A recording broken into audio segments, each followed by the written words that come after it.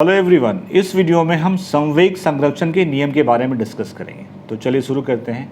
इस नियम को डिस्कस करने से पहले कुछ चीज़ें आपको पता होना चाहिए, पहले हम वो डिस्कस कर लेते हैं। तो पहले हम डिस्कस करेंगे संवेग क्या है। किसी वस्तु का संवेग उस वस्तु के द्रव्यमान और वेग का गुणनफल होता है, मतलब कि m/v होता है, mv होता है। मान लीजिए कोई वस्तु है, इसकी द्रव्यमान m है और इसका वेग v है, तो उसका संवेग क्या होगा? वस्तु का द्रव्यमान गुना उसका वेग mv। दूसरा, न्यूटन के दूसरे नियम से हम जानते हैं बल बराबर होता है वस्तु का द्रव्यमान गुना वस्तु का त्वरण। तो द्रव्यमान को मैं ऐसे छोड़ देता हूँ, इसके जगह पर हम लिख सकते हैं v - u/t लिख सकते हैं। गति का पहला समीकरण था v = u + at। तो यहाँ से अगर आप a का मान निकालेंगे तो आपका v - u/t होगा।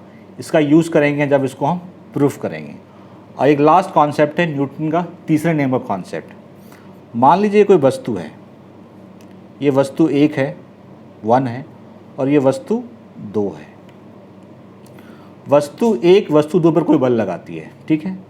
मैं उसको बोलता हूँ F12। F12 मतलब वस्तु 1 द्वारा वस्तु 2 पे लगाया गया बल।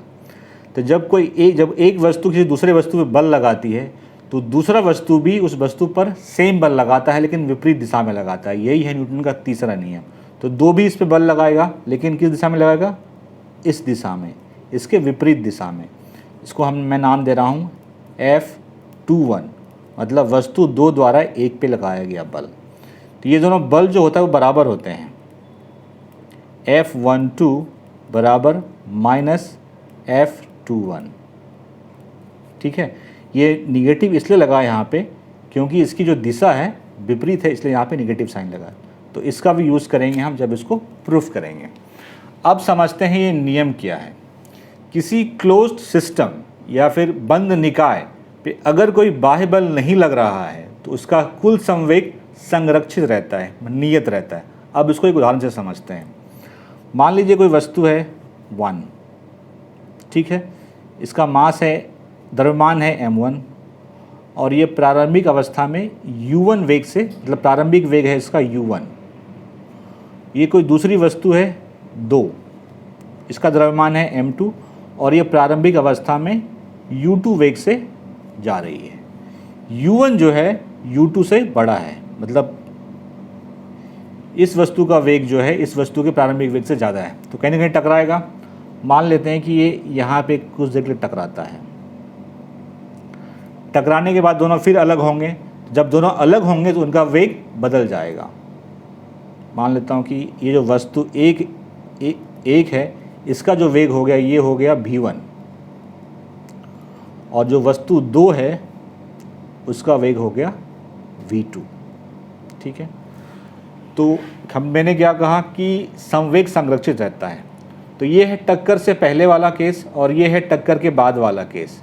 तो टक्कर के पहले का कुल संवेग जो होगा, मतलब वस्तु 1 का संवेग प्लस वस्तु 2 का संवेग, वो टक्कर के बाद के वस्तु 1 के संवेग और वस्तु 2 के संवेग के बराबर होगा। देखिए वस्तु 1 का संवेग क्या होगा? m1 u1, वस्तु 2 का संवेग m2 u2, ये बराबर होगा वस्तु 1 का संवेग। अब यहाँ पे क्या होगा? m1 v1 और वस्तु 2 का m2 v2। तो यही है संवेग संरक्षण का नियम। टक्कर से पहले का कुल संवेग और टक्कर के बाद का कुल संवेग दोनों बराबर होता है। अब इसका हम लोग प्रूफ देखेंगे। प्रूफ, ये वस्तु 1 है जिसका द्रव्यमान है m1 और इसका प्रारंभिक वेग है u1। ये वस्तु 2 है जिसका द्रव्यमान है m2 और प्रारंभिक वेग है u2। u1 जो है वो u2 से बड़ा है, और जब ये u1 u2 से बड़ा होगा तो ये टकराएंगे। यहाँ पे टक्कर हो रही है। टक्कर के बाद जो वस्तु 1 है उसकी जो वेग हो जाती है वो v1 हो जाती है, और जो वस्तु 2 है उसकी वेग v2 हो जाती है। हमें क्या प्रूफ करना है? टक्कर के पहले का कुल संवेग मतलब m1 u1 plus m2 u2, और टक्कर के बाद का संवेग m1 v1 plus m2 v2 बराबर होगा। हम ये वाला केस देखेंगे जब टक्कर हो रही है। इसको मैं फिगर को थोड़ा बाहर कर देता हूँ ताकि मुझे समझाने में आपको आसानी हो। ये 1 है वस्तु 1 और ये वस्तु 2। जब टक्कर हो रही है तो वस्तु एक इस पे बल लगाएगा, कितना बल लगाता है मैं पीछे बता चुका हूँ, F12, मतलब वस्तु एक द्वारा वस्तु दो पे लगाया बल। वस्तु दो इस पे कितना बल लगाएगा, सेम बल लगाएगा लेकिन विपरीत दिशा में लगाएगा। वस्तु दो द्वारा वस्तु एक पे लगाया गया बल, तो ये दोनों बल क्या होते हैं, बराबर होते हैं। मतलब F12 बराबर माइनस F21, क्योंकि दिशा विपरीत है। अब देखिए ये क्या होगा, वस्तु 1 कितना बल लगाएगा, जितना उसका मास और त्वरण होगा, ठीक है। तो वस्तु एक का मास क्या है, m1, त्वरण क्या होगा, त्वरण होता है अंतिम वेग माइनस प्रारंभिक वेग बटे t। तो वस्तु एक का अंतिम वेग है v1, प्रारंभिक वेग है u1, और मान लेते हैं कि टाइम t लगा है, तो v1 minus u1 upon t। Force बराबर मास इंटू एक्सेलरेशन होता है, द्रव्यमान गुना त्वरण। तो द्रव्यमान यहाँ पे ये है, त्वरण की जगह पे मैंने यहाँ पे ये लिखा।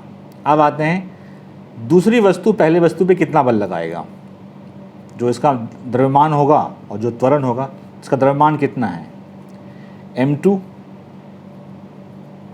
त्वरण क्या होगा, वस्तु दो का अंतिम वेग v2 है और प्रारंभिक वेग u2 है, टाइम t लगा है, तो v2 माइनस u2 बटे t, ठीक है। ये t और t कैंसिल हो जाएगा। अब आप बोलेंगे कैसे कैंसिल होगा, ऐसे कैंसिल कर सकते हैं, अदरवाइज़ आप इसको क्रॉस मल्टीप्लाई करके भी कैंसिल कर देते हैं।